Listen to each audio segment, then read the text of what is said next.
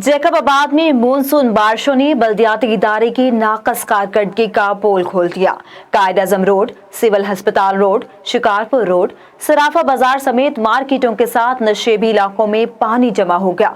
मुख्तलिफ इलाकों में गलियां, सड़कें तालाब का मंजर पेश करने लगी। म्यूनिसिपल ऑफिस जैकबाबाद के सामने भी बारिश का पानी तालाब का मंजर पेश कर रहा है। बरसाती पानी दुकानों के अंदर दाखिल होने लगा। लोग अपनी मददाब के तहत पानी निकालने में मसरूफ। सड़कें ज़ेरे आब आने से पैदल चलने वाले रास्ते भी बह गए। शहरियों का आला हुकाम से निकासी आब के लिए इक़दामात करने का मुतालबा।